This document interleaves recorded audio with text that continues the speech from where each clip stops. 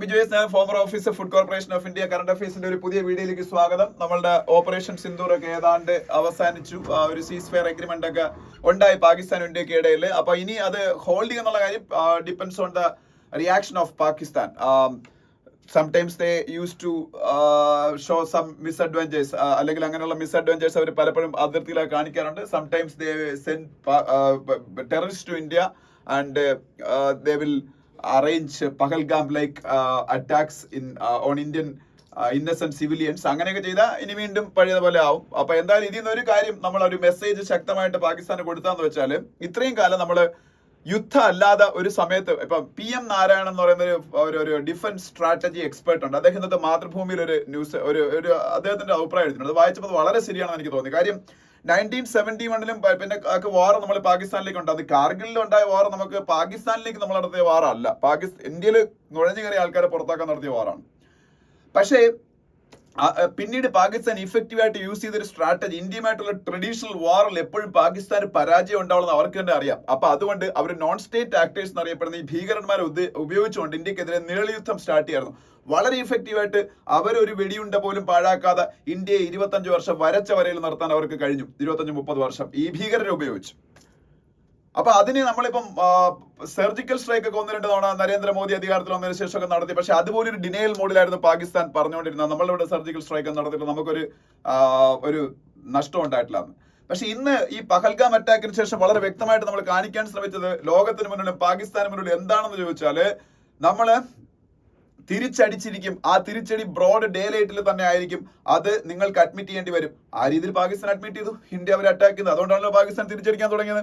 അപ്പൊ ഹെവി ആയിട്ടുള്ള ഒരു കാഷ്വാലിറ്റീസ് ഒക്കെ രണ്ട് സൈഡിൽ ഇന്ത്യക്കാർ പട്ടാളക്കാർ 5 പേരെ മരിച്ചോളെന്നാണ് പട്ടാളത്തിന്റെ ഒഫീഷ്യൽ സ്റ്റാൻഡ് എന്ന് പറയുന്നത്. ഓപ്പോസിറ്റ് സൈഡിൽ 40ഓളം പാകിസ്ഥാൻ പട്ടാളക്കാരും 100-ലധികം ഭീകരരെ മരിച്ചെന്നാണ് പറയുന്നത്. എന്നിട്ട് റാവൽപിണ്ടി പാകിസ്ഥാന്റെ ആർമിയുടെ ഹെഡ്ക്വാർട്ടേഴ്സ്, അവിടെ വരെ ഇന്ത്യയുടെ ആക്രമണം നടന്നു. ഹെഡ്ക്വാർട്ടേഴ്സിൽ നടന്നല്ല പറഞ്ഞത്, റാവൽപിണ്ടി എന്ന് പറയുന്ന സ്ഥലത്ത് നടന്നു. അപ്പൊ നമ്മൾ അപ്പോഴും ചെയ്തെന്താണ്, നമ്മൾ സിവിലിയൻസ് ഇപ്പൊ ഇസ്രായേലിന് നേരെ അറ്റാക്ക് ഉണ്ടാകുമ്പോൾ അവര് തിരിച്ചടിക്കുന്ന വെച്ചാൽ വളരെ ഡിസ്പ്രപ്പോർഷനേറ്റ് ആണ്. നമുക്കിപ്പോ ഗാസയിൽ തന്നെ അറിയാം, സിവിലിയൻസിനേക്കാണ് അവർ കൊന്നെടുക്കുന്നത്. നമ്മൾ ഒരു സിവിലിയനെ പോലും ടാർഗറ്റ് ചെയ്യാതെ നോൺ എസ്കലേറ്ററി ആയിട്ട് വളരെ റെസ്പോൺസിബിൾ ആയിട്ട് പാകിസ്ഥാനോട് പറഞ്ഞു, ഇനിമേലിൽ ഇനി നമ്മളുടെ നേരെ ഇതുപോലെ ഒരു അറ്റാക്ക് ഉണ്ടായാൽ തിരിച്ച് കൗണ്ടർ അറ്റാക്ക് ഇതിലും അപ്പുറമായിട്ടായിരിക്കും. അതാണ് ഇനി നടക്കാൻ പോകുന്നത്. ഇനി ഈ പല സോഷ്യൽ മീഡിയ ഹാൻഡിൽസിലും മോദിയെയും ഇന്ദിരാഗാന്ധി 1971 ഇന്ദിരാഗാന്ധി ബംഗ്ലാദേശ് ഉണ്ടാക്കി, മോദി ഇപ്പൊ തോറ്റുകൊടുത്തു പറയുന്ന കണക്ക് അല്ല. 4th ലാർജസ്റ്റ് എക്കോണമി ആയിട്ട് മാറിയാണ് ഈ വർഷം ഇന്ത്യ. ഇന്ത്യയുടെ ambition is to become a developed nation by the year of 2047. അപ്പൊ നമുക്കൊരു യുദ്ധം ചെയ്യാൻ പറ്റുമോ? യുദ്ധം ചെയ്താൽ അതൊന്നും നടക്കൂല. അപ്പൊ നമ്മളുടെ ലക്ഷ്യം ഇതായിരുന്നു. ഇനി ഇന്ത്യക്ക് മുകളിൽ നടക്കുന്ന ആക്രമണങ്ങൾക്ക് തിരിച്ച് അതിന്റെ 10 മടങ്ങ് അങ്ങോട്ട് കിട്ടും എന്നുള്ളതായിരുന്നു. അത് നമ്മൾ കാണിച്ചു. അതാണ് PM നാരായണൻ ഇന്ന് മാതൃഭൂമിയിൽ എഴുതിയത്. അതാണ് സത്യവും. അപ്പൊ എന്തായാലും heavy losses inflicted on Pakistan military, DGMO director general of military operation, ഇന്നലെ അദ്ദേഹമൊക്കെ പത്രസമ്മേളനം നടത്തി. രാജീവ് ഖായ് ആണ് അദ്ദേഹം. ആ പേരൊന്ന് പഠിച്ചു വെച്ചേക്കണം. ആർമിയിലെ ഒരു പ്രധാനപ്പെട്ട പൊസിഷനാണ് director general of military operations. Lieutenant general Rajiv Ghai അദ്ദേഹം പത്രസമ്മേളനം നടത്തി ഇന്ത്യ നേടിയ നേട്ടങ്ങളും പാകിസ്ഥാൻ ഉണ്ടായ പരാജയങ്ങളും കൂടെ പറയുന്നുണ്ട്. അത് നമുക്കൊരു നോട്ടായിട്ട് എഴുതിയെടുക്കേണ്ട ആവശ്യമില്ല. അതുകൊണ്ടാണ് ഞാൻ എനിക്ക് പറയാനുള്ള കാര്യങ്ങൾ നിങ്ങൾക്ക് ഒരു ഇതായിട്ട് പറഞ്ഞു തന്നത്. പിന്നെ add more seats foreign students UGC to institutes. UGC university grants commission പറഞ്ഞേക്കാണ്, അവരുടെ ഒരു 2022 സർക്കുലർ പ്രകാരം ഇന്ത്യയുടെ ഹയർ എഡ്യൂക്കേഷൻ ഇൻസ്റ്റിറ്റ്യൂഷൻസ് അവരുടെ ടോട്ടൽ നമ്പർ ഓഫ് സീറ്റ്സിൽ ഒരു 25% ഇൻക്രീസ് വരുത്തണം. ഇന്ത്യയിലെ ഹയർ എഡ്യൂക്കേഷൻ ഇൻസ്റ്റിറ്റ്യൂഷൻസ് എല്ലാം. എന്നിട്ട് ഈ 25% ഇൻക്രീസ്ഡ് സീറ്റ്സിൽ ഫോറിൻ സ്റ്റുഡൻസിനെ അഡ്മിറ്റ് ചെയ്യണമെന്നാണ്. അത് വളരെ സ്ട്രിക്റ്റ് ആയിട്ട് ചെയ്യണമെന്ന് ഇപ്പോൾ UGC കോളേജ് ഈ ഹയർ എഡ്യൂക്കേഷൻ ഇൻസ്റ്റിറ്റ്യൂഷൻസിനെല്ലാം ഒരു ഡയറക്റ്റീവ് എടുത്തേക്കും. പിന്നെ displaced people hope to return home as guns fall silent along the LOC in Jammu and Kashmir. അത് LOC ലൈൻ ഓഫ് കൺട്രോൾ ഉണ്ടല്ലോ, ഇന്ത്യക്കും പാകിസ്ഥാനോടുള്ള LOC ലൈൻ ഓഫ് കൺട്രോൾ. ഇന്ത്യക്കും ചൈനയ്ക്കും ഇടയിലാണല്ലോ ലൈൻ ഓഫ് ആക്ച്വൽ കൺട്രോൾ. ഇന്ത്യക്കും പാകിസ്ഥാനും ഇടയിൽ LOC ലൈൻ ഓഫ് കൺട്രോളും ഇന്ത്യക്കും ചൈനയ്ക്കും ഇടയിൽ LAC ലൈൻ ഓഫ് ആക്ച്വൽ കൺട്രോളാണ്. ഈ ലൈൻ ഓഫ് കൺട്രോളിൽ പാകിസ്ഥാന്റെ heavy firing of shells were happened during this operation Sindoor time and around 20 Indians residing in the border villages died, that you know. So the people from there were evacuated to safer places. Now the ceasefire agreement comes into force, so these people will come back to their villages. അതാണ് ഈ ഒരു news എന്ന് പറയുന്നത്. അപ്പൊ mainly അത് Jammu and കാശ്മീരിലും പഞ്ചാബിലും ഒക്കെയാണ് ഈ അതിർത്തി ഗ്രാമങ്ങളിൽ അങ്ങനെ ആൾക്കാരെയൊക്കെ മാറ്റിയത്. അപ്പൊ അതൊരു ന്യൂസ് ആയിട്ടുണ്ട്. ഇനി സ്റ്റേറ്റ്സ് പേജിലേക്ക് പോകുമ്പോൾ ഈ പാകിസ്ഥാന്റെ ഷെല്ലാക്രമണത്തിലൊക്കെ മരിച്ച ആൾക്കാരെ ഫ്യൂണറലിന്റെ ന്യൂസുകളൊക്കെയാണ്. അതിൽ വേറെ ഒന്നും പറയാനില്ല. പിന്നെ പഞ്ചാബില് നോർമൽസി തിരിച്ചു വന്നത്. പഞ്ചാബിൽ അതിർത്തി ഗ്രാമങ്ങളുണ്ടല്ലോ, അവിടെയൊക്കെ നോർമൽ സിറ്റുവേഷൻ അല്ലായിരുന്നു. So normalcy is gradually returning to Punjab border villages. പിന്നെ രാജസ്ഥാനിലും അതുപോലെ അതിർത്തിയുണ്ട് പാകിസ്ഥാനായിട്ട്. അപ്പൊ അവിടെയും ടെൻഷൻ ഉണ്ടായിരുന്നു. അതിന്റെ കാര്യങ്ങൾ കൂടെ പറയുന്നുണ്ട്. ഇനി സൈഡിലേക്ക് വരുമ്പോ pre monsoon wild life census begins at Anamalai tiger reserve. Anamalai tiger reserve എവിടെയാണ്? തമിഴ്നാട്ടിലാണ്. പഠിച്ചു വെച്ചേക്കണം. Anamalai tiger reserve is in Tamil Nadu. Anamalai tiger reserve is in Tamil Nadu. ഇനി അടുത്ത രന്തംബോർ ടൈഗർ റിസർവ്. രന്തൻബോർ, RANTHAMBOR, RANTHAMBORE ആണ്. RANTHAMBORE, രന്തംബോർ ടൈഗർ റിസർവ് എവിടെയാണ്? രാജസ്ഥാനിലാണ്. രാജസ്ഥാൻ. അതിന്റെ കാര്യം ഇവിടെ ഒരു ന്യൂസ് ആയിട്ടുണ്ട്. പിന്നെ ഞാൻ ഇത് ഇടയ്ക്കിടയ്ക്ക് പറയുന്നതാണ്. ലഡ്കി ബഹിൻ സ്കീം എപ്പോഴും അതിൽ വരും ന്യൂസ് പേപ്പറിൽ. ലഡ്കി ബഹിൻ സ്കീം അതൊരു മഹാരാഷ്ട്രയില് ക്യാഷ് സപ്പോർട്ട് വിമനിന് കൊടുക്കുന്ന ഒരു സ്കീമാണ്. വിമനിന് ക്യാഷ് സപ്പോർട്ട് കൊടുക്കുന്ന ഒരു മഹാരാഷ്ട്ര ഗവൺമെന്റ് സ്കീമാണ് ലഡ്കി ബഹിൻ സ്കീം. മഹാരാഷ്ട്രയുടെ ചീഫ് മിനിസ്റ്റർ ദേവേന്ദ്ര ഫട്നാവിസ് ആണ്. Devendra Fadnavis is the chief minister of Maharashtra. ഇത്രയാണ് ഈ പേജിൽ പറയാനുള്ളത്. ഇനി അടുത്ത പേജിലേക്ക് പോകുമ്പോൾ ഇടയ്ക്ക് വെച്ച് മഹാരാഷ്ട്രയില് BJP ഗവൺമെന്റിനല്ലേ, BJP ഗവൺമെന്റ് മാത്രമല്ല, Mahayuti government, BJP Shiv Sena NCP കൂടെ ചേർന്ന ഗവൺമെന്റാണ് മഹാരാഷ്ട്രയിൽ BJP ലീഡർഷിപ്പ് കൊടുക്കുന്നേ ഉള്ളൂ. അവർക്ക് നാണം ഒക്കെ ഉണ്ടാക്കിയ ഒരു സംഭവമാണ്. മഹാരാഷ്ട്രയിലെ ഏറ്റവും വലിയ ഐക്കൺ, എസ്പെഷ്യലി മറാഠ പീപ്പിളിന്റെ ഏറ്റവും വലിയ ഐക്കൺ ആണ് ശിവാജി മഹാരാജ്. അദ്ദേഹത്തിന്റെ പേരിലാണ് ശിവസേന എന്ന് പറഞ്ഞ പാർട്ടി തന്നെ തുടങ്ങിയിരിക്കുന്നത്. ആ ശിവാജി മഹാരാജിന്റെ സ്റ്റാച്യു സിന്ധുബർഗ് എന്ന് പറഞ്ഞ മഹാരാഷ്ട്രയിലെ സ്ഥലത്ത്, സിന്ധുബർഗ് എന്ന് പറഞ്ഞ മഹാരാഷ്ട്രയിലെ സ്ഥലത്ത് രാജ്കോട്ട് ഫോർട്ട് ഉണ്ട്. രാജ്കോട്ട് ഫോർട്ട് സിന്ധുബർഗ് എന്ന് പറഞ്ഞ മഹാരാഷ്ട്ര സ്ഥലത്ത് രാജ്കോട്ട് ഫോർട്ട്. ഈ രാജ്കോട്ട് ഫോർട്ടിൽ സ്ഥാപിച്ചിരുന്നു. അത് പക്ഷേ കൊളാപ്സ് ആയി. ഭയങ്കര നാണക്കേടായി. പ്രത്യേകിച്ച് മറാഠി വികാരവുമായിട്ട് ബന്ധപ്പെട്ടതാണ് ശിവാജി മഹാരാജ്. പിന്നെ അതിപ്പോ പുതിയ സ്റ്റാച്യു ഉണ്ടാക്കിയതിനെ കുറിച്ച്. അപ്പൊ എവിടെ നടന്നിരിക്കണം? സിന്ധുബർഗ് മഹാരാഷ്ട്രയിലാണ്. രാജ്കോട്ട് ഫോർട്ടിലാണ് ഇത് സംഭവം എന്ന് പറയുന്നത്. പിന്നെ കാസ്റ്റ് സർവേ ആയിട്ട് ബന്ധപ്പെട്ട ഒരു വലിയ ആർട്ടിക്കിൾ ഇന്നത്തെ ഹിന്ദുവിന്റെ അകത്തെ പേജിലുണ്ട്. അപ്പൊ നമുക്കത് ഡിസ്കസ് ചെയ്യാം. പിന്നെ BJP BBMP to blame if violence takes place over water release. നമ്മൾ BBMP ഒക്കെ കുറിച്ച് പറഞ്ഞാണ്. Bhakra Beas management board, BBMP Bhakra Beas management board. അതെന്താണെന്ന് ഞാൻ പറഞ്ഞിട്ടുണ്ട്. പഞ്ചാബ് എന്ന ഹരിയാന എന്ന രണ്ട് സ്റ്റേറ്റുകളായിട്ട് സ്പ്ലിറ്റ് ആയപ്പോ പഞ്ചാബിൽ നിന്നുള്ള വെള്ളം ഹരിയാനയ്ക്ക് കൂടെ ഷെയർ ചെയ്യാൻ വേണ്ടിയിട്ടാണ് BBMP ഉണ്ടാക്കിയത്. ഞാൻ പറഞ്ഞു അതിന്റെ ഭാഗമായിട്ട് SYL canal, Sutlej Yamuna link canal was also planned. But due to stiff resistance from the Punjab, the SYL canal is not yet completed and Punjab is not ready to give proper share of water also as per the directions of BBMP. അവരെ അനുസരിക്കാൻ റെഡിയല്ല പഞ്ചാബ്. അപ്പൊ പഞ്ചാബിന്റെ chief minister വളരെ strong stand ആണ് ഹരിയാനയ്ക്ക് വെള്ളം share ചെയ്യുന്നതായിട്ട് ബന്ധപ്പെട്ട് എടുത്തേക്കുന്നത്. പഞ്ചാബിന്റെ chief minister ആരാണ്? ഭഗവന്ത്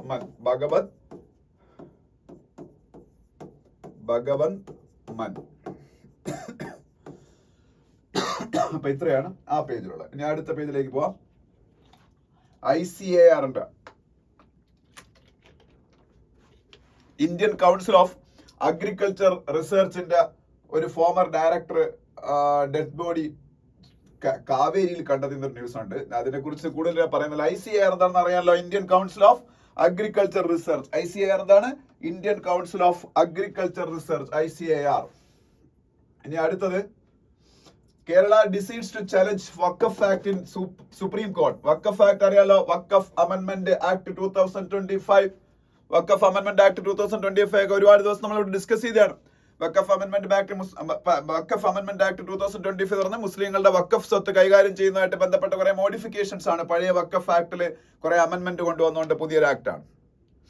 വഖഫ് സ്വത്ത് എന്താണെന്ന് അറിയാലോ, മുസ്ലിങ്ങളുടെ റിലീജിയസ് പർപ്പസിന് വേണ്ടിയിട്ടുള്ള ലാൻഡിനെയാണ് വഖഫ് സ്വത്ത് എന്ന് അറിയപ്പെടുന്നത്. അപ്പോൾ അത് കൈകാര്യം ചെയ്യാൻ ഒരു വഖഫ് ബോർഡും വഖഫ് കൗൺസിലും ഒക്കെ ഉണ്ട്. അപ്പോൾ അതുമായിട്ട് ബന്ധപ്പെട്ട കുറച്ച് ചേഞ്ചസ് ആണ്.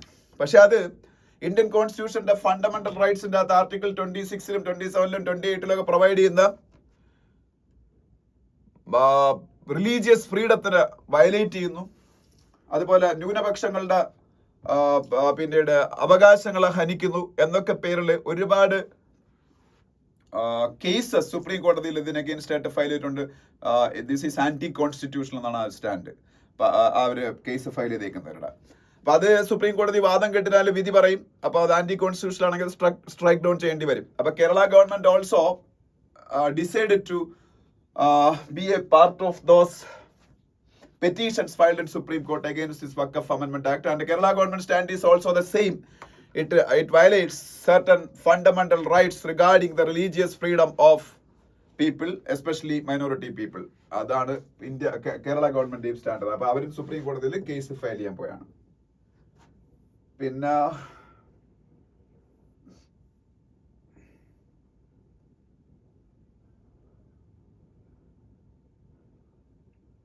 ബീഹാറിൽ ഇലക്ഷനെ കുറിച്ച്. ബീഹാറിലാണ് ഈ വർഷം ഇലക്ഷൻ നടക്കാൻ പോണ സ്റ്റേറ്റ് എന്ന് പറഞ്ഞാൽ ബീഹാറാണ് ഇന്ത്യയിലെ ഇലക്ഷൻ നടക്കാൻ പോണ പ്രധാനപ്പെട്ട സ്റ്റേറ്റ് ഈ വർഷം.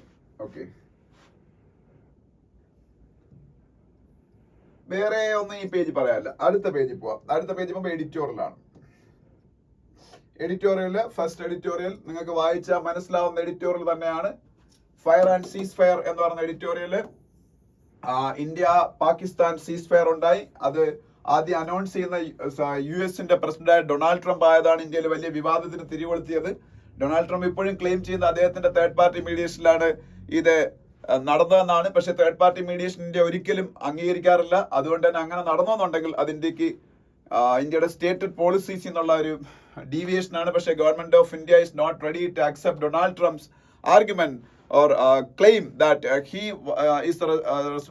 is responsible for a ceasefire agreement between India and Pakistan, and he held a mediation between India and Pakistan. അത് അദ്ദേഹം പറഞ്ഞ ക്ലെയിം ഇന്ത്യ അംഗീകരിക്കുന്നില്ല.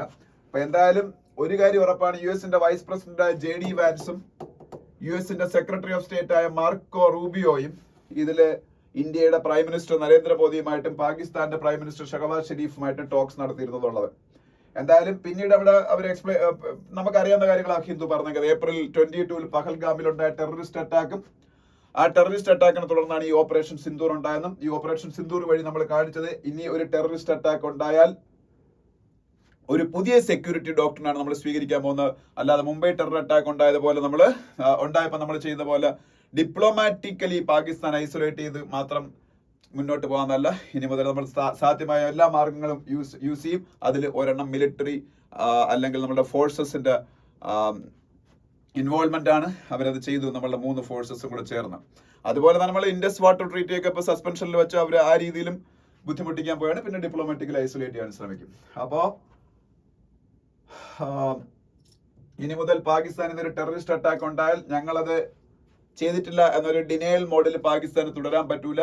അവര് അതിന്റെ പ്രൈസ് പേ ചെയ്യേണ്ടി വരുമെന്നും ഇന്ത്യ വളരെ ഒരു സ്ട്രോങ് ആൻഡ് അൺഇക്വേക്കൽ ടേംസിൽ അവരോട് പറഞ്ഞിരിക്കുകയാണ്. ഇന്നസെന്റ് സിവിലിയൻസിന്റെ കില്ലിംഗ് ഒരു കാരണവശാലും ഇന്ത്യ അംഗീകരിക്കില്ലെന്നും. അപ്പോ അതൊക്കെ ചെയ്യുമ്പോഴും നമ്മള് വേറൊരു കാര്യം കൂടെ ചെയ്തു. ലോകത്തോട് വിളിച്ചു പറഞ്ഞു നമ്മൾ പ്ലൂറലിസ്റ്റ് ആണ്, മൾട്ടി റിലീജിയസ് ആണ്, ഡെമോക്രാറ്റിക് ആണ് എന്നുള്ള കാര്യം. അതിന്റെ ഏറ്റവും വലിയ എക്സാമ്പിൾ ആണ് ഞാൻ കഴിഞ്ഞ ദിവസം പറഞ്ഞത്. സോഫിയ ഖുറേഷിയും അതുപോലെ വ്യോമിക സിംഗും, ഒരാള് ഇന്ത്യയിലെ ഏറ്റവും വലിയ മൈനോറിറ്റി കമ്മ്യൂണിറ്റിയെ മുസ്ലിം കമ്മ്യൂണിറ്റി റെപ്രസെന്റ് ചെയ്യുന്ന ആളാണ്. അപ്പം അതുവഴിയാണ് നമ്മളുടെ പ്ലൂറലിസം, അതുപോലെ നമ്മൾ ഹ്യൂമൻ റൈറ്റ്സിനും ഹ്യൂമൻ വാല്യൂസിനും കാണിക്കുന്ന ആ ഒരു റെസ്പെക്ട്. അതുകൊണ്ടാണ് നമ്മൾ പാകിസ്ഥാനിൽ ഒരു സിവിലിയൻ കേന്ദ്രം പോലും അറ്റാക്ക് ചെയ്തത്. വളരെ പ്രിസൈസ് ആയിട്ട് നമ്മൾ പാകിസ്ഥാനിലെ ടെററിസ്റ്റ് ക്യാമ്പുകൾ മാത്രമാണ് അറ്റാക്ക് ചെയ്തത്. അപ്പൊ എന്തായാലും ഇത്രയൊക്കെ കഴിഞ്ഞു. ഇനി ഒരു ഓൾ പാർട്ടി മീറ്റിംഗ് നടത്തണം. അതുപോലെ ഒരു പാർലമെന്റിന്റെ സ്പെഷ്യൽ സെഷൻ വിളിക്കണം. അതാണ് ഒപ്പോസിഷൻ പാർട്ടീസും മെയിൻ ഒപ്പോസിഷൻ പാർട്ടിയെ കോൺഗ്രസും ഒക്കെ ആവശ്യപ്പെടുന്നത്.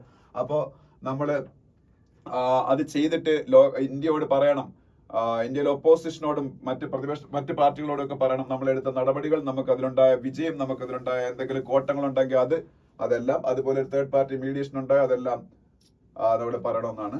അപ്പോൾ അതൊക്കെയാണ് ഈ പറയുന്നല്ല, വേറൊന്നും പ്രത്യേകിച്ച് പറയാനില്ല. ഓക്കെ. അതാണ് first editorial. Second editorial right to know എന്ന് പറഞ്ഞ എഡിറ്റോറിയലാണ്. ഇത് സംഭവം എന്താണെന്ന് വെച്ചാൽ, ഇത് മുമ്പ് ഞാൻ ഡിസ്കസ് ചെയ്തിട്ടുള്ള ഇതുമായിട്ട് ബന്ധപ്പെട്ട എഡിറ്റോറിയൽ.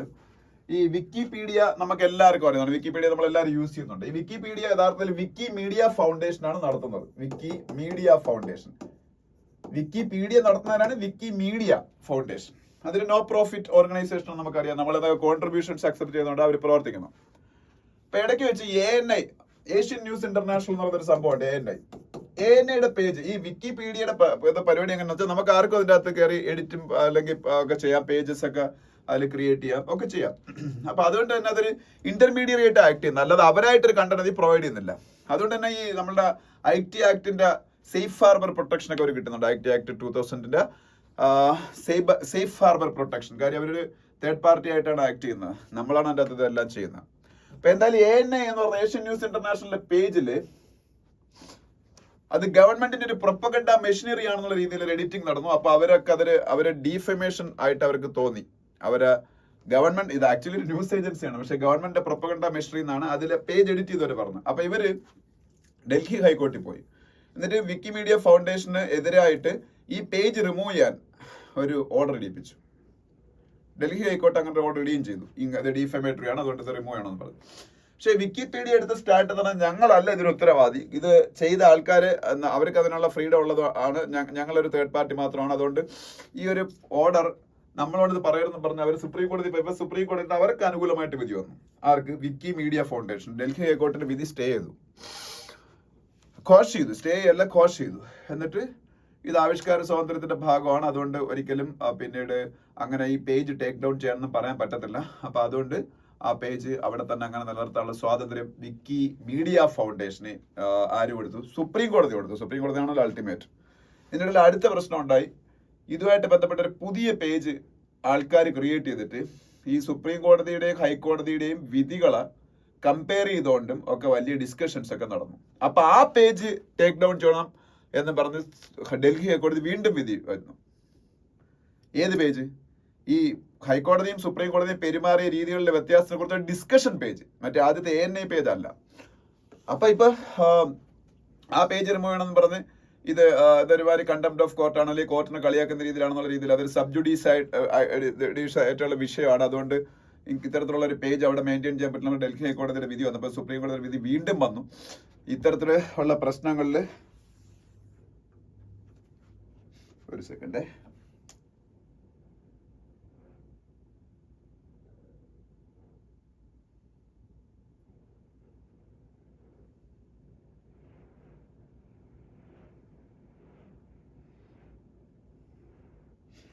ഇത്തരത്തിലുള്ള എന്ത് പ്രശ്നങ്ങളാണെങ്കിലും അതിന് ഡിസ്കഷൻ നടത്താനുള്ള അവകാശം ഇന്ത്യയുടെ കോൺസ്റ്റിറ്റ്യൂഷൻ ഇന്ത്യയിലെ ജനങ്ങൾക്ക് നൽകുന്നുണ്ട്. അത് സബ്ജുഡീസ് ആയിക്കോട്ടെ, എന്തോ ആയിക്കോട്ടെ, അത് ആർട്ടിക്കിൾ 19(1)(a)യും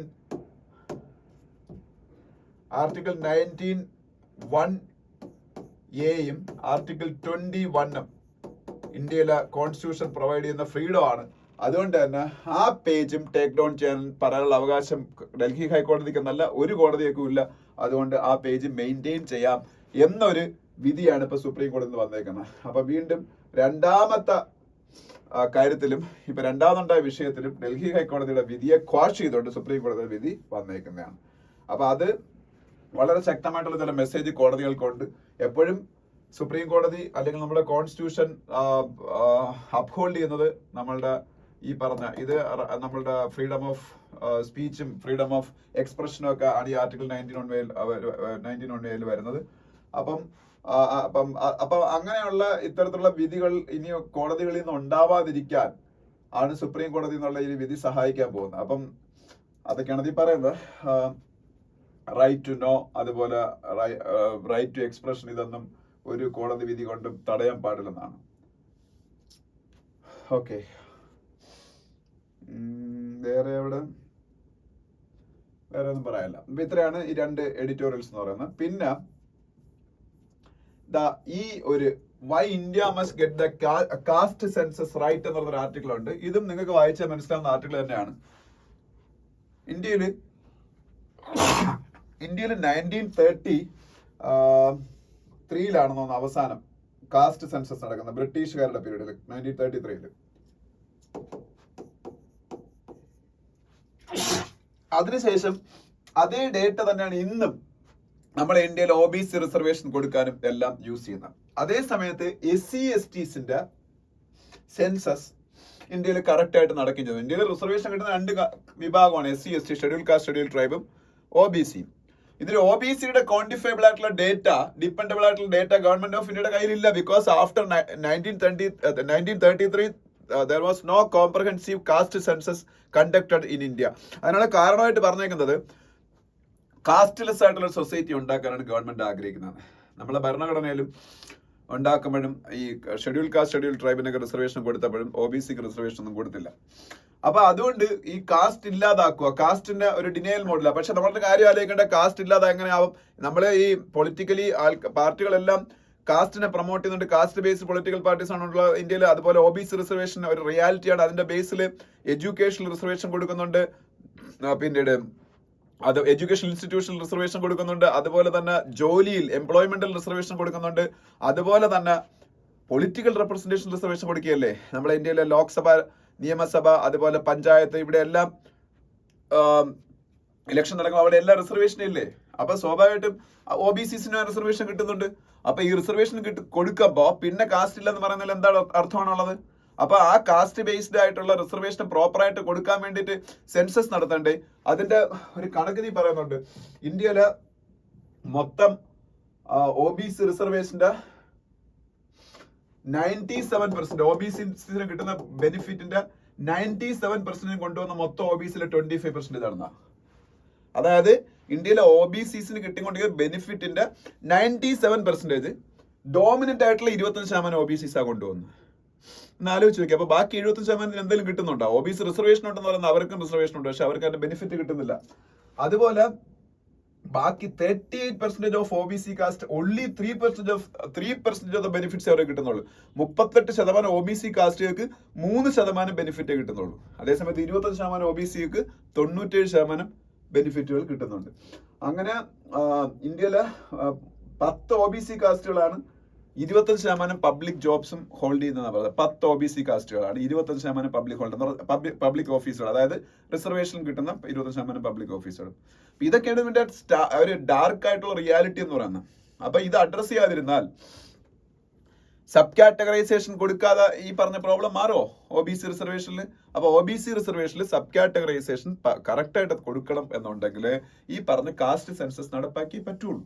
അപ്പൊ നമ്മള് ഈ SECC എന്ന് പറഞ്ഞ socio economic and caste census എന്ന് പറഞ്ഞ് ഒരു സംഭവം 2011 UPA 2 ഗവൺമെന്റ് മൻമോഹൻ സിംഗിന്റെ പേരിൽ നടപ്പാക്കി. അതൊരു ഡിസാസ്ട്രസ് ആയിട്ടുള്ള ഒരു എക്സർസൈസ് ആയിരുന്നു. അതിന്റെ കാരണം നിങ്ങൾക്കറിയാം, ഇന്ത്യയിൽ ഒഫീഷ്യലി 6500 കാസ്റ്റുകളെ ഉള്ളൂ മൊത്തത്തില്. അത് എന്നാണ് ഇതിൽ പറഞ്ഞേക്കുന്നത്. 6300 സംതിങ് കാസ്റ്റുകൾ. അതില് കുറെ SC/ST കാസ്റ്റുകൾ കറക്റ്റ് നമുക്ക് അറിയാം, അതിന്റെ സെൻസസ് ഒക്കെ നടപ്പാക്കുന്നുണ്ട്. ബാക്കി 4000 സംതിങ് കാസ്റ്റുകൾ മാത്രമാണ് OBCസിൽ ഉള്ളത്. പക്ഷേ ഈ SECC നേതൃത്വത്തിലുള്ള കാസ്റ്റ് സെൻസസ് കഴിഞ്ഞപ്പോൾ എത്രയോ ലക്ഷം കാസ്റ്റുകളാണ് ഉണ്ടായത്. കാര്യം അത് നടത്തിയതിന്റെ കുഴപ്പമാണ്. അത് വ്യക്തമായിട്ട് പറയുന്നുണ്ട്, ഇവിടെ പറയുന്നുണ്ട് കാസ്റ്റുകളുടെ എണ്ണം. Socio economic and caste census നടപ്പാക്കിയപ്പോൾ ഉണ്ടായ മൊത്തം കാസ്റ്റുകളുടെ എണ്ണം 46 lakh കാസ്റ്റ്. ഒന്ന് ആലോചിച്ചേക്ക്, 46 ലക്ഷം കാസ്റ്റുകൾ. ഈ socio economic and caste census 2011 എന്ന് പറഞ്ഞൊരു ഒരു കാസ്റ്റ് സെൻസസ് തന്നെയാണ് നടത്തിയത് സെൻട്രൽ ഗവൺമെന്റ്. പക്ഷെ അത് അതിന്റെ ഡേറ്റ യൂസ് ചെയ്യാൻ പറ്റാതായിപ്പോയി. ആ ഡേറ്റ ഒരു ഉപയോഗമില്ലാതായിപ്പോയി. കാര്യം എന്താണ്? ഇന്ത്യയിലെ 6000-ഓളം കാസ്റ്റുകളെ ഒഫീഷ്യലി പറയുന്നുള്ളൂ. അപ്പൊ 46 ലക്ഷം കാസ്റ്റ് ഒന്ന് ആലോചിച്ച് നോക്ക്. അത് എന്യൂമറേറ്റൈസ് ആയിട്ട് പോയ ആൾക്കാർക്ക് പ്രോപ്പർ ആയിട്ട് ട്രെയിനിങ് കൊടുക്കാഞ്ഞത് കൊണ്ട് അവര് മറ്റേ ആൾക്കാർ പറഞ്ഞ ഓരോ കാസ്റ്റും എഴുതി വെക്കും. അങ്ങനെയാണ് ഒരു കാര്യം സംഭവിച്ചത്. രണ്ടാമത്തെ കാര്യം നടത്തിയത് rural and urban development ministries ആയിരുന്നു. യഥാർത്ഥത്തിൽ അവർക്ക് ഈ പറഞ്ഞ കാസ്റ്റ് സെൻസസോ അല്ലെങ്കിൽ സെൻസസോ നടത്താൻ യാതൊരു എക്സ്പെർട്ടൈസും ഇല്ലാത്തവരാ ഈ മിനിസ്ട്രീസ് ഒക്കെ. യഥാർത്ഥത്തിൽ അത് ചെയ്യേണ്ടത് RGI ആയിരുന്നു ചെയ്യേണ്ടത്. RGI means registrar general of India. ആരാണ്? Registrar general of India. അവരായിരുന്നു ചെയ്യേണ്ടത്. മനസ്സിലായോ? അപ്പൊ ഇത്തരത്തിലുള്ള മണ്ടത്തരങ്ങളൊന്നും കാണിക്കാതെ ഇപ്രാവശ്യത്തെ കാസ്റ്റ് സെൻസസ്, ഈ socio economic and caste census 2011 പറ്റിയ പരാജയങ്ങൾ പഠിച്ചുകൊണ്ട് പ്രോപ്പറായിട്ട് ഓരോ സ്റ്റേറ്റും എടുത്തിട്ട് ആ സ്റ്റേറ്റിലെ കറക്റ്റ് ആയിട്ടുള്ള ഈ കാസ്റ്റുകൾ, ഈ പറഞ്ഞ 6000-ഓളം കാസ്റ്റുകളാണ് ഇന്ത്യയിലുള്ളതെന്ന് പറഞ്ഞു, കറക്റ്റ് ആയിട്ടുള്ള കാസ്റ്റുകൾ ഉണ്ടാക്കിയിട്ട് ഒരു ഇലക്ട്രോണിക് ഹാൻഡ് ഹെൽഡ് ഡിവൈസ് വെച്ച് നടത്തണം. അതിലൊരു ഡ്രോപ്പ് ഡൗൺ മെനു ഉണ്ടായിരിക്കണം. ആ മെനുവിലുള്ള കാസ്റ്റുകൾ മാത്രമേ എന്യൂമറേറ്റ് ചെയ്യപ്പെടാവുള്ളൂ. അതുപോലെ ഈ എന്യൂമറേഷന് പോകുന്ന ആൾക്കാരെ പോലും ഇന്റഗ്രിറ്റി നമ്മൾ ശ്രദ്ധിക്കണം. ഇപ്പൊ ഒരു കാസ്റ്റിലുള്ള ആളാണ് ആ ഏരിയയിലേക്ക് പോകുന്നതെങ്കിൽ അയാൾ അവിടെയുള്ള എല്ലാ ആൾക്കാരെയും അയാളുടെ കാസ്റ്റിലുള്ളതായിട്ട് എഴുതി വെച്ചാൽ അത് പ്രശ്നമല്ലേ. അപ്പൊ അതുകൊണ്ട് അയാൾക്ക് ഡോമിനൻസ് ഉള്ള ഏരിയയിലേക്ക് അയാളെ വിടരുത്. ഇങ്ങനെയൊക്കെ ഒരുപാട് കാര്യങ്ങൾ ചെയ്യേണ്ടത്. അങ്ങനെ കുറെ കാര്യങ്ങൾ അതിൽ പറയുന്നത്. എന്നാലേ പ്രോപ്പർ ആയിട്ടുള്ള ഔട്ട്കം കിട്ടുള്ളൂ. ഔട്ട്കം കിട്ടിയേ പറ്റുള്ളൂ. എന്നാലും നമുക്ക് ഭാവിയിൽ തൊട്ട് വെൽഫെയർ, അല്ലെങ്കിൽ OBC റിസർവേഷൻ കൊണ്ട് വല്ല ഗുണം ഉണ്ടാവും. അവിടുത്തെ കുറെ സ്ട്രോങ് ആൾക്കാരെ കിട്ടുക, അല്ലാത്തവരെ കിട്ടത്തില്ല. സത്യത്തിൽ SC/ST റിസർവേഷൻ ഇപ്പൊ അതുപോലെ ആയിക്കൊണ്ടിരിക്കുകയാണ്. ക്രീമി ലെയർ വരാത്തടത്തോളം കാലം അതും അങ്ങനെ തന്നെ ആവും കുറച്ച് കഴിയുമ്പോൾ. പിന്നെ fundamental reset to drive manufacturing growth എന്ന് പറഞ്ഞ ഒരു ആർട്ടിക്കിൾ ഉണ്ട്. ഇന്ത്യയിൽ മാനുഫാക്ചറിങ്, ഇത് ഞാൻ കൂടുതൽ ഡീറ്റെയിൽ ആയിട്ട് എക്സ്പ്ലെയിൻ ചെയ്യുന്നില്ല. ഇന്ത്യയിൽ മാനുഫാക്ചറിങ് ഗ്രോത്ത് ഇൻക്രീസ് ചെയ്യാൻ വേണ്ടിയിട്ട് സെൻട്രൽ ഗവൺമെന്റ് പല പദ്ധതികളും ഉണ്ട്. അതിൽ ഒരെണ്ണമാണ് മേക്ക് ഇൻ ഇന്ത്യ. പണ്ടേ ഉള്ള പദ്ധതികളൊക്കെ നീ പറയുന്നുണ്ട്. മേക്ക് ഇൻ ഇന്ത്യ ഇപ്പൊ മോദി ഗവൺമെന്റ് വന്നതിന് ശേഷമാണ്. അതുപോലെ PLI, പ്രൊഡക്ഷൻ ലിങ്ക്ഡ് ഇൻസെന്റീവ്, ഇതുപോലുള്ള സംഭവങ്ങൾ. പക്ഷെ അപ്പോഴും നമ്മള് മാനുഫാക്ചറിങ് ഗ്രോത്തിന്റെ കാര്യത്തില് പല നമ്മളുടെ യൂറോപ്യൻ രാജ്യങ്ങളെ വിട്ടേക്കും, അവരൊക്കെ പണ്ടേ ഡെവലപ്ഡ് ആയതാണ്. ഏഷ്യൻ രാജ്യങ്ങളിൽ ചൈന ഇന്ത്യക്കാലും ഒരുപാട് മുമ്പേ ഈ പരിപാടിയൊക്കെ സ്റ്റാർട്ട് ചെയ്തുകൊണ്ട് അവരും ഗ്ലോബലി കോമ്പറ്റേറ്റീവ് ആണ്. പക്ഷെ നമ്മളെ സമാനമായിട്ട് നമ്മളോട് മത്സരിച്ചുകൊണ്ടിരുന്ന പല രാജ്യങ്ങൾ, വിയറ്റ്നാം, ആസിയാൻ രാജ്യങ്ങളായ മലേഷ്യ, ഇന്തോനേഷ്യ, അതുപോലുള്ള രാജ്യങ്ങൾ, അവരെല്ലാം നമ്മളെക്കാളും മുന്നിലെത്തുകയാണ്. അപ്പൊ നമ്മളെ ഫണ്ടമെന്റലി നമുക്ക് എവിടെയാണ് മിസ്റ്റേക്ക് പറ്റിയത്, നമ്മൾ എവിടെയാണ് ചേഞ്ചസ് വരുത്തേണ്ടത്, അതൊക്കെയാണ് ഈ ആർട്ടിക്കിൾ ഡിസ്കസ് ചെയ്യുന്നത്. നമ്മൾ എഞ്ചിനീയറിംഗ് കോളേജുകളിൽ നിന്ന് അതിന്റെ ആ ഒരു പരിപാടി സ്റ്റാർട്ട് ചെയ്യണമെന്ന് അതിൽ പറഞ്ഞേക്കുന്നത്. നമുക്ക് നമ്മുടെ സ്റ്റാർട്ടപ്പുകൾ നോക്കുകയാണെങ്കിൽ പോലും ഈ സ്റ്റാർട്ടപ്പുകൾ പൊതുവെ എല്ലാം എവിടെ നിന്നാണ് സ്റ്റാർട്ട് ചെയ്യുന്നത്? സർവീസ് ഓറിയന്റഡ് ആണ്. നമ്മൾ IT ഇൻഫ്രാസ്ട്രക്ചർ അത്രയും ഡെവലപ്പ് ആയതുകൊണ്ട് ഇപ്പൊ നമുക്ക് ഫ്ലിപ്കാർട്ട് ഉണ്ടായി, അല്ലെങ്കിൽ അർബൻ കമ്പനി ഉണ്ടായി, സ്വിഗ്ഗി ഉണ്ടായി, സൊമാറ്റോ ഉണ്ടായി. ഇതെല്ലാം സർവീസ് ഓറിയന്റഡ് അല്ലേ ഈ സ്റ്റാർട്ടപ്പുകളെല്ലാം? കാരണം നമ്മളുടെ IT ഇൻഫ്രാസ്ട്രക്ചർ അത്രയും സ്ട്രോങ് ആണ്. പക്ഷെ അതേ സമയത്ത് നമുക്ക് മാനുഫാക്ചറിങ് ഇൻഫ്രാസ്ട്രക്ചർ അത്രയും സ്ട്രോങ് അല്ലാത്തതുകൊണ്ടാണ് മാനുഫാക്ചറിങ് മേഖലയിൽ നമുക്ക് പിന്നീട് അതിനുള്ളൊരു ഇക്കോ സിസ്റ്റം നമ്മൾ ഡെവലപ്പ് ചെയ്യണം. പിന്നീട് അതുമായിട്ട് റിലേറ്റഡ് ആയിട്ടുള്ള ഇൻഫ്രാസ്ട്രക്ചർ നമ്മൾ ഡെവലപ്പ് ചെയ്യണം. അത് സെൻട്രൽ ഗവൺമെന്റ് മാത്രം കടമയല്ല, സ്റ്റേറ്റ് ലെവലിൽ ചെയ്യണം. ഈവൻ നമ്മളുടെ ടെക്നിക്കൽ എഡ്യൂക്കേഷൻ കൊടുക്കുന്ന ഇൻസ്റ്റിറ്റ്യൂഷൻസിനെ സ്റ്റാർട്ട് ചെയ്യണം. എന്നാൽ മാത്രമേ ഈ മാനുഫാക്ചറിങ് സെക്ടറിലൊക്കെ ഈ പറഞ്ഞ ഗ്രോത്ത് ഉണ്ടാവും, അതിന് സ്റ്റാർട്ടപ്പുകൾ ഉണ്ടാവും. അതിനെ കുറിച്ച് അതിൽ പറഞ്ഞേക്കാം. പിന്നെ അടുത്ത article the women who remain largely invisible എന്ന് പറഞ്ഞ ആർട്ടിക്കിളാണ്. ഇതൊരു ഒരു ഫെമിനിസ്റ്റ് പോയിന്റ് ഓഫ് വ്യൂ ഉള്ള ഒരു ആർട്ടിക്കിളാണ്. ഇന്ത്യയിലെ വിമൻ ുമായിട്ട് ബന്ധപ്പെട്ട കാര്യം എന്ന് വെച്ചാൽ ഇന്ത്യയിലെ പല സോഷ്യൽ റെവല്യൂഷൻസിന് ലീഡ് ചെയ്യുന്നത് വിമൻ ആണ്. പണ്ട് കാലം തൊട്ടേ ഇന്നും അങ്ങനെയാണ്. അതിന് നർമ്മദ ബച്ചാവോ ആന്തോളൻ എന്നുള്ള പേരിൽ നർമ്മദാ നദിയിൽ അണക്കെട്ടിന് എഗെയിൻസ്റ്റ് ആയിട്ട് പടപൊരുതി മേധാ പട്കർ ഉൾപ്പെടെയുള്ള ആൾക്കാർ കരുതി പരാമർശിക്കുന്നുണ്ട്. പിന്നെ ഒഡീഷയിലെയും ജാർഖണ്ഡിലെയും ഒക്കെ പല കോൾ മൈനുകൾ അറിയാമല്ലോ, കൽക്കരി ഖനികൾ അല്ലെങ്കിൽ മൈനിങ് നടക്കുന്ന സ്ഥലങ്ങൾ, ഇതിനൊക്കെ എഗെയിൻസ്റ്റ് ആയിട്ട് പല മൂവ്മെന്റ്സും നയിക്കുന്നത് സ്ത്രീകളാണ്. അതുപോലെ എൻവയോൺമെന്റുമായിട്ട് റിലേറ്റഡ് ആയിട്ടുള്ള എന്ത് പ്രോബ്ലം വരുമ്പോഴും പലപ്പോഴും അവരായിരിക്കും മൂവ്മെന്റ്സ് നയിക്കുന്നത്, ഇതിന് അഗെയിൻസ്റ്റ് ആയിട്ടുള്ള അജിറ്റേഷൻസും എല്ലാം. പക്ഷെ ഇത് കഴിഞ്ഞ് ഇതൊരു നെഗോഷിയേഷൻസ് ലെവലിലേക്ക് പോകുമ്പം, ഇതുമായിട്ട് ബന്ധപ്പെട്ട പ്രശ്നങ്ങളിൽ നെഗോഷിയേഷൻ വരുമല്ലോ, ഈ നെഗോഷിയേഷൻ ലെവലിലേക്ക് പോകുമ്പോൾ സ്ത്രീകൾ ആ നെഗോഷിയേഷൻസിൽ പാർട്ടിസിപ്പേറ്റ് ചെയ്യുന്നില്ല, അല്ലെങ്കിൽ പാർട്ടിസിപ്പേറ്റ് ചെയ്യുന്നില്ല. ഈ പാട്രിയാർക്കൽ ആയിട്ടുള്ള സൊസൈറ്റി, മെയിൽ ഡോമിനേറ്റഡ് ആയിട്ടുള്ള സൊസൈറ്റി എപ്പോഴും മെയിൽ പോയിന്റ് ഓഫ് വ്യൂലായിരിക്കും ഈ ഡിസ്കഷൻസ് എല്ലാം നടന്നത്. അതുകൊണ്ട് തന്നെ വിമൻ ഇതിന്റെ ഒരു സ്റ്റേക്ക് ഹോൾഡേഴ്സ് ആവാൻ പറ്റുന്നില്ല. ഇതിന്റെ എൻവയോൺമെന്റ് റിലേറ്റഡ് ആയിട്ടുള്ള പ്രോബ്ലംസിന്റെ പോലും അവസാനത്തെ വിക്ടിംസ് സ്ത്രീകളായിരിക്കും. ഇപ്പം വെള്ളമില്ലാതായാൽ ആ വെള്ളം തിരക്കി പോകേണ്ട സ്ത്രീകളാണ് ദൂരസ്ഥലങ്ങളിലേക്ക്. അപ്പം അല്ലെങ്കിൽ ഇതുമായിട്ട് ബന്ധപ്പെട്ട ഡിസീസസ് മറ്റു കാര്യങ്ങളും ഉണ്ടാകുമ്പോൾ വീട്ടിൽ കെയർ ഗീവേഴ്സ് ആയിട്ട് ആക്ട് ചെയ്യേണ്ട സ്ത്രീകളാണ്. അതുപോലെ ഈ ലാൻഡ് ഹോൾഡിങ്ങിൽ പോലും സ്ത്രീകൾക്ക് യാതൊരു ഓണർഷിപ്പും കിട്ടുന്നില്ല. ഇവിടെ ഇന്ത്യയിൽ ഹിന്ദു സക്സഷൻ ആക്ടിൽ ഉൾപ്പെടെ സ്ത്രീകൾക്ക് വലിയ പ്രാതിനിധ്യം ലാൻഡ് ഓണർഷിപ്പിൽ കൊടുക്കുന്നുണ്ടെങ്കിൽ പല സ്റ്റേറ്റുകളിലും പല ഗോത്രങ്ങളിലും പല വംശങ്ങളിലും അവിടുത്തെ ലോക്കൽ സർക്കംസ്റ്റാൻസസ് അതുപോലെ കസ്റ്റംസ് അതൊക്കെ നോക്കി എപ്പോഴും പുരുഷനാണ് ഈ ഡോമിനൻസ് കൊടുക്കുന്നത്. അപ്പം ആ സംഭവം മാറണമെന്ന രീതിയിലുള്ള ആർട്ടിക്കിളാണ്. അത് വായിച്ചാൽ നിങ്ങൾക്ക് മനസ്സിലാവും. ഇതൊക്കെയാണ് നമ്മൾ ഇന്നത്തെ ഹിന്ദുവിലെ ആർട്ടിക്കിൾസ്. ഇനി മറ്റു ന്യൂസുകളിലേക്ക് പോവാം. ഇനി how is Kerala handling it's waste problem എന്ന് പറഞ്ഞൊക്കെ ഒരു ആർട്ടിക്കിൾ വേണമെങ്കിൽ വായിച്ചു നോക്കുക. ഇനി അടുത്ത പേജുകളിലേക്ക് പോകുമ്പോൾ no compromise if somebody hurts dignity of court, says Justice Gawai. Who is Gawai? Justice B.R. Gawai is the Supreme Court Chief Justice designate. അദ്ദേഹം ഇനി സുപ്രീം കോടതി ചീഫ് ജസ്റ്റിസ് ആവാൻ പോയാണ്. ഇന്ത്യയുടെ രണ്ടാമത്തെ ദളിത് സുപ്രീം കോടതി ചീഫ് ജസ്റ്റിസ് എന്നാണ് ഞാൻ ഇന്നാൾ പറഞ്ഞത്. അങ്ങനെയാണ് പത്രത്തിൽ ന്യൂസ് വന്നതും. KG ബാലകൃഷ്ണനാണ് ഇന്ത്യയുടെ ഫസ്റ്റ് ദളിത് ചീഫ് ജസ്റ്റിസ്, രണ്ടാമത്തെ ഇദ്ദേഹം. പക്ഷെ ഇദ്ദേഹം ഇന്നലെ പറഞ്ഞേക്കുന്ന അദ്ദേഹം ആദ്യത്തെ ബുദ്ധിസ്റ്റ് ചീഫ് ജസ്റ്റിസ് ആണ്. കാര്യം അദ്ദേഹത്തിന്റെ ഫാമിലി അംബേദ്കറിന്റെ പീരീഡില് അദ്ദേഹം അംബേദ്കർ ഒരുപാട് കൺവേർഷൻസ് ഒക്കെ ഈ ഹിന്ദുയിസത്തിൽ നിന്ന് ബുദ്ധിസത്തിലേക്ക് നടത്തി, ഒരുപാട് ദളിതരുടെ. അപ്പൊ അദ്ദേഹത്തിന്റെ ഫാമിലി ബുദ്ധിസത്തിലേക്ക് പോയെന്ന് പറയുന്നത്. അപ്പൊ അദ്ദേഹം ഇന്ത്യയുടെ ആദ്യത്തെ ബുദ്ധിസ്റ്റ് ചീഫ് ജസ്റ്റിസ് ആവാൻ പോകുന്ന ആളാണ്. അപ്പൊ കോടതിക്കെതിരെയുള്ള ഒരു കളിയാക്കലുകളും കോടതി വച്ചുപൊറിപ്പിക്കൂല. സോഷ്യൽ മീഡിയയിലൊക്കെ ഒരുപാട് കോടതിയെ ഒരു ലാഫിംഗ് സ്റ്റോക്ക് ആക്കുന്ന രീതിയിലുള്ള ഡിസ്കഷൻസ് ഒക്കെ നടക്കുന്നുണ്ട്. അത് നല്ല രീതിയിൽ അത്തരം കാര്യങ്ങളിൽ പ്രത്യേകിച്ച് കണ്ടംപ്റ്റ് ഓഫ് കോർട്ടൊക്കെ ആണെന്നുണ്ടെങ്കിൽ വളരെ സ്ട്രോങ് ആയിട്ടുള്ള ആക്ഷൻസ് എടുക്കുമെന്നാണ് സുപ്രീം കോടതിയുടെ ചീഫ് ജസ്റ്റിസ് പറഞ്ഞിരിക്കുന്നത്. താഴോട്ട് വരുമ്പോ ആസാമിന്റെ ചീഫ് മിനിസ്റ്റർ ഹിമാന്ത ബിശ്വ ശർമ്മയുടെ ചില പരാമർശങ്ങളൊക്കെ ആണ്. ആസാമിന്റെ ചീഫ് മിനിസ്റ്ററാണ് ഹിമാന്ത ബിശ്വ ശർമ്മ. പിന്നെ Indus water treaty to be kept in abeyance, അത് ഇപ്പൊ ഓപ്പറേഷൻ സിന്ദൂർ ഒക്കെ അവസാനിച്ച് ഇന്ത്യക്ക് പാകിസ്ഥാനും ഇടയിൽ ഒരു സീസ് ഫയർ അഗ്രിമെന്റ് വന്നതുകൊണ്ട് അത് മാറാൻ പോണില്ല. ഇൻഡസ് വാട്ടർ ട്രീറ്റി എന്ന് പറയുന്ന സംഭവം നമുക്കറിയാം 1960 വേൾഡ് ബാങ്കിന്റെ ബ്രോക്കറേജിലുണ്ടായ ഒരു എഗ്രിമെന്റ് ആണ്. ഇന്ത്യക്കും പാകിസ്ഥാനിടയിൽ 6 നദികളിലെ വെള്ളം ഷെയർ ചെയ്യാൻ വേണ്ടിയിട്ടാണ് ഞാൻ പറഞ്ഞത്. ഇൻഡസ് ഉൾപ്പെടുന്ന ഇൻഡസ്, ചലം, ചനാബ്, രവി, ബിയാസ്, സത്ലജ്. അതിൽ 80% വെള്ളവും പാകിസ്ഥാന് കൊടുത്തിട്ട് വേൾഡിലെ മോസ്റ്റ് ജനറസ് വാട്ടർ ട്രീറ്റി എന്നാണ് പറയുന്നത്. പക്ഷെ ഇപ്പൊ അത് ഇന്ത്യ സസ്പെൻഡ് ചെയ്തിരിക്കുകയാണ്.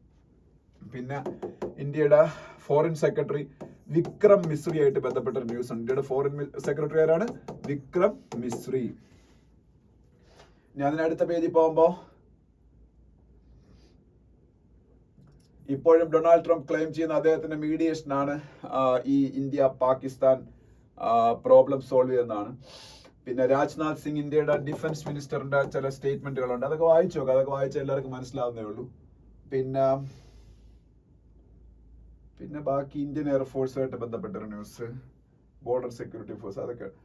Chinese foreign minister Wang Yi speaks to Ajit Doval, calls for a lasting ceasefire. ഇന്ത്യക്ക് പാകിസ്ഥാനിടെ ഒരു ലാസ്റ്റിംഗ് സീസ് ഫയർ ഉണ്ടാക്കുന്നതിനെ കുറിച്ച് പാകിസ്ഥാന്റെ അലയൻസ് പാർട്ണറായ ചൈനയുടെ ഫോറിൻ മിനിസ്റ്റർ വാങ് ഇ ഇന്ത്യയുടെ നാഷണൽ സെക്യൂരിറ്റി അഡ്വൈസറായ അജിത് ഡോവലിനെ വിളിച്ച് സംസാരിച്ചതാണ്. ഇന്ത്യയുടെ നാഷണൽ സെക്യൂരിറ്റി അഡ്വൈസർ ആരാണ്? അജിത് ഡോവൽ. അദ്ദേഹത്തിനെ വിളിച്ച് സംസാരിച്ചിരിക്കുന്നു ചൈനയുടെ ഫോറിൻ മിനിസ്റ്ററായ വാങ് ഇ. പിന്നെ അടുത്ത പേജിൽ വളരെ ഇമ്പോർട്ടന്റ് ആയിട്ടുള്ള ന്യൂസ് ഉണ്ട്, നമ്മൾ നന്നായിട്ട് മനസ്സിലാക്കണം. Total fertility rate in India remains at 2. Bihar records highest count, Bengal lowest. അത് പഠിച്ചു വെച്ചേക്കണം. ടോട്ടൽ ഫെർട്ടിലിറ്റി റേറ്റ്, TFR എന്ന ഷോർട്ട് ഫോമിൽ പറയും, TFR, ടോട്ടൽ ഫെർട്ടിലിറ്റി റേറ്റ്. ഇന്ത്യയിലെ ടോട്ടൽ ഫെർട്ടിലിറ്റി റേറ്റ് 2 എന്ന് പറഞ്ഞാൽ അത് നല്ലതാണെന്ന് വെച്ചാൽ 2.1 ആയിരിക്കുന്നതാണ് എപ്പോഴും നല്ലത്. അതിന് റീപ്ലേസ്മെന്റ് റേറ്റ് എന്ന് പറയുന്നത്, അതായത് ജനനവും മരണവും ഏതാണ്ട് ഈക്വൽ ആയിട്ട് പോകുന്ന കാര്യമാണ്. അപ്പൊ പോപ്പുലേഷൻ സ്റ്റെബിലൈസ് ആവും. ഈ 2.1 താഴോട്ട് പോയി കഴിഞ്ഞാൽ പോപ്പുലേഷൻ കുറയും. പോപ്പുലേഷൻ കുറയുന്നത് ഒരു രാജ്യത്തിന് നല്ലതല്ല. കാരണം അവിടുത്തെ യൂത്ത് കുറയും, അതുപോലെ അവിടുത്തെ ജോലി ചെയ്യുന്ന ആൾക്കാരുടെ പോപ്പുലേഷൻ കുറഞ്ഞു. അപ്പൊ ഇന്ത്യയുടെ പോപ്പുലേഷൻ കുറയുകയാണ്. ഇപ്പം ഇതിനൊരു ഇഫക്റ്റ് വരാൻ 2050 ഒക്കെ ആവും, 2050 ഒക്കെ ആവും. അതുവരെ ഈ പോപ്പുലേഷൻ കൂടിയേ പോവുള്ളൂ. അപ്പൊ ഇപ്പൊ ഇന്ത്യയുടെ ടോട്ടൽ ഫെർട്ടിലിറ്റി റേറ്റ് എന്ന് ഇത്രയേ ഉള്ളൂ. ഒരു സ്ത്രീ അവരുടെ പ്രജനന കാലത്ത്, അവരുടെ ഫെർട്ടൈൽ പീരീഡിൽ എത്ര കുട്ടികൾ ആവറേജ് ഉൽപ്പാദിപ്പിക്കും എന്നുള്ളതാണ്. അത് മുമ്പ് ഇന്ത്യയിൽ 4 ഒക്കെ ആയിരുന്നു. ഇപ്പോഴും ബീഹാറിൽ അത് 3 ആണ്. അതുകൊണ്ടാണ് ബീഹാറാണ് ഏറ്റവും കൂടുതൽ ഫെർട്ടിലിറ്റി റേറ്റ് ഉള്ള സ്റ്റേറ്റ് എന്ന്. ബീഹാറിൽ അത് 3 ആണ്. പക്ഷേ വെസ്റ്റ് ബംഗാളിൽ അത് 1.4 ഉള്ളൂ. അതാണ് ഏറ്റവും ലോവസ്റ്റ്. വെസ്റ്റ് ബംഗാൾ, ഡൽഹി. കേരളത്തിലേക്കും കുറവാണ്.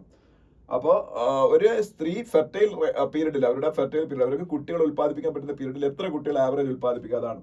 ഒരു സമയത്ത് ഇന്ത്യയിൽ 4-5 ഒക്കെ ആയിരുന്നു. അതുകൊണ്ടാണ് ഇന്ത്യ ഇത്രയും പോപ്പുലേഷൻ ആയത്. പിന്നെ foreign investors inject 14,167 crore in equities this month. അത് നിങ്ങൾക്ക് അങ്ങനെ വലിയ ആവശ്യമുള്ളതല്ല, എന്നാലും ഒരു കാര്യം നമുക്ക് നല്ലതാണ്. നമ്മളുടെ സ്റ്റോക്ക് മാർക്കറ്റിൽ ഫോറിനേഴ്സ് കൂടുതലായിട്ട് വന്ന് ഇൻവെസ്റ്റ് ചെയ്യുമ്പോഴാണ് സ്റ്റോക്ക് മാർക്കറ്റ് വളരുന്നത്.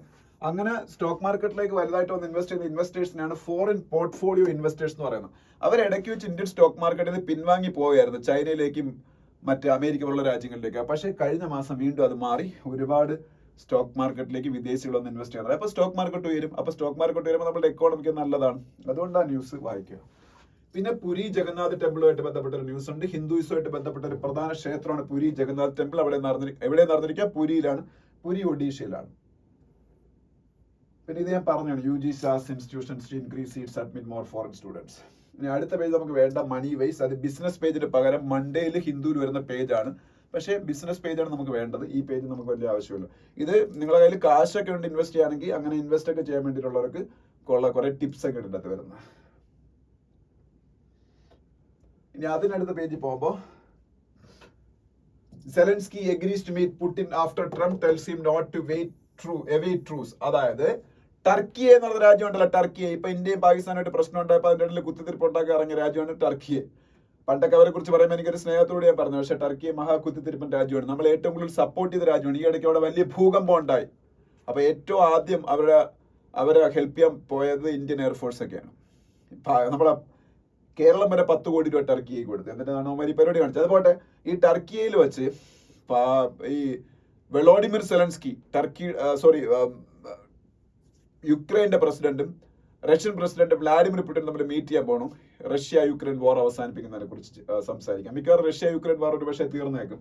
അപ്പൊ ടർക്കിയയിൽ വെച്ച് വ്ളാഡിമിർ പുടിനും വെളോഡിമിർ സെലൻസ്കിയും നേരിട്ട് സംസാരിക്കാം. നേരിട്ട് ഇതുവരെ ഈ രണ്ട് ലീഡേഴ്സ് യുദ്ധം തുടങ്ങിയ ശേഷം സംസാരിച്ചില്ല, രണ്ട് പരസ്പരം മീറ്റ് ചെയ്തില്ല. So for the first time Volodymyr Zelensky, the Ukrainian president, and Russian president Vladimir Putin are going to meet face to face in Turkey. So it will be a turning point for ending the war between Ukraine and Russia that is happening for the last 3 years. അപ്പോൾ നല്ല കാര്യം.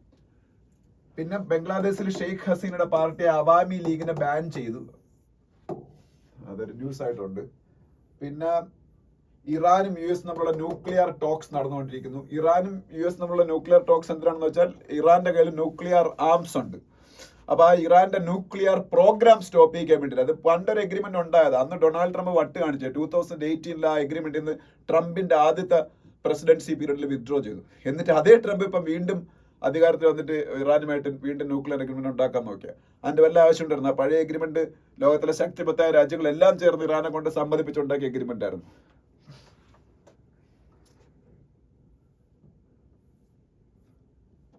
പിന്നെ ഹമാസും US തമ്മിൽ ഈ പ്രശ്നം അവസാനിപ്പിക്കാൻ വേണ്ടി ദോഹയിൽ വെച്ച് മീറ്റിംഗ് നടക്കുന്ന ന്യൂസ് ഉണ്ട്. ദോഹ ഖത്തറിന്റെ ക്യാപിറ്റലാണ്. പിന്നെ ചെസ് കളി താലിബാൻ ബാൻ ചെയ്തു. ഗാംബ്ലിംഗ് പ്രോത്സാഹിപ്പിക്കുന്ന പറഞ്ഞു. ചെസ് കളി ഗാംബ്ലിംഗ് പ്രോത്സാഹിപ്പിക്കുന്ന പോലെ താലിബാൻ അഫ്ഗാനിസ്ഥാനിൽ ബാൻ ചെയ്തു. പിന്നെ അൽബേനിയൻ ഇലക്ഷൻ നടക്കാൻ പോണം. അതൊക്കെയാണ്. പിന്നെ നെക്സ്റ്റ് പേജിൽ പോകുമ്പോൾ ലോകത്തിലെ നമ്പർ 1 ടെന്നീസ് പ്ലെയറെ കുറിച്ചൊരു ന്യൂസ് ഉണ്ട്. Female tennis player. ലോകത്തിലെ നമ്പർ 1 ഫീമെയിൽ ടെന്നീസ് പ്ലെയർ ആണ് Aryna Sabalenka. Worlds number 1 female tennis player. She's from Belarus. Belarus എന്നൊരു രാജ്യമുണ്ട് റഷ്യയുടെ അടുത്ത്. ബെലറൂസുകാരിയാണ്. പിന്നെ യൂറോപ്പിലെ ഫുട്ബോൾ ലീഗുകളെ കുറിച്ചുള്ള ന്യൂസ്. യൂറോപ്പിലെ ഫുട്ബോൾ ലീഗുകളിൽ ഇംഗ്ലണ്ടിലെ ഫുട്ബോൾ ലീഗാണ് പ്രീമിയർ ലീഗ്. ഇംഗ്ലണ്ടിലെ ഫുട്ബോൾ ലീഗിന്റെ പേരെന്താണ്? Premier league. സ്പെയിനിലെ ഫുട്ബോൾ ലീഗിന്റെ പേരാണ് ലാ ലിഗ. സ്പെയിനിലെ ഫുട്ബോൾ ലീഗിന്റെ പേരാണ് ലാ ലിഗ. പിന്നെ ജർമ്മനിയുടെ ഫുട്ബോൾ ലീഗിന്റെ പേരുണ്ട് ബുണ്ടസ് ലീഗ. അവിടെ എഴുതിയിട്ടുണ്ട് ഹിന്ദുവിന്, ഞാൻ പിന്നെ ഇവിടെ എഴുതിയിടുന്നേ ഉള്ളൂ. Bundesliga, German football league. പിന്നെ ഇത്രയുള്ള അവിടെ സിരിയുടെ ആക്ച്വലി സിരി അത് പ്രധാനപ്പെട്ട ഒരു ഫുട്ബോൾ ലീഗാണ്. സിരി എ ഇറ്റലിയിലെ ഫുട്ബോൾ ലീഗാണ് സിരി എ. പിന്നെ ഇന്ത്യയിലെ വേൾഡ് ചെസ് ചാമ്പ്യൻ, ലോകത്തിലെ ചെസ് ചാമ്പ്യനും ഇന്ത്യക്കാരനായ ഡി ഗുഗേഷിനെ കുറിച്ചും പ്രജ്ഞാനന്ദയെ കുറിച്ചുള്ള ന്യൂസ് ഇവിടെയുണ്ട്. ഡി ഗുഗേഷ് വേൾഡ് ചെസ് ചാമ്പ്യനാണ്, ഇന്ത്യക്കാരനാണ്. പ്രജ്ഞാനന്ദ, ഇവർ രണ്ടുപേരെയും കുറിച്ചുള്ള ന്യൂസുകളുണ്ട്. അടുത്ത പേജിൽ പോകുമ്പോൾ ഇന്ത്യയുടെ 2 ഷൂട്ടിംഗ് താരങ്ങളുടെ പേരെന്ന് എഴുതി വെച്ചേക്കുക. പാർത്ത് സലുങ്കെ. പാർത്ത് സലുങ്കെ. ചിലപ്പോൾ ചോദിക്കും Parth Salunkhe is related to archery. Deepika Kumari. അവർ രണ്ടുപേരും ഫോട്ടോയാണ് ഈ കാണുന്നത്. ദീപിക കുമാരി. ഇവർ രണ്ടുപേരും ഇന്ത്യയുടെ വേൾഡ് ഫേമസ് ആയിട്ടുള്ള ആർച്ചേഴ്സ് ആണ്. ആർച്ചേഴ്സ്. പിന്നെ ഇന്ത്യയുടെ ഒരു ടെന്നീസ് പ്ലെയർ ആണ് എസ് മുകുന്ദ്. ഈ പേരുകൾ ഞാൻ ഇതിനെ പറയുന്നത്, ഈ പേരുകൾ പരീക്ഷയ്ക്ക് ചിലപ്പോൾ തന്നിട്ട് ചോദിക്കും അവർ എന്തുമായിട്ട് ബന്ധപ്പെട്ടാണെന്ന്. പിന്നെ നീരജ് ചോപ്ര ആയിട്ട് ബന്ധപ്പെട്ട ന്യൂസ് ആണ്. നീരജ് ചോപ്ര ആരെന്ന് ഞാൻ പറയേണ്ട ആവശ്യമില്ല. ഇന്ത്യയുടെ വേൾഡ് ഫേമസ് ജാവലിൻ ത്രോവർ. അപ്പൊ ഇത്രയാണ് ഇന്നത്തെ ഹിന്ദു ന്യൂസ് എന്ന് പറയുന്നത്. Thank you.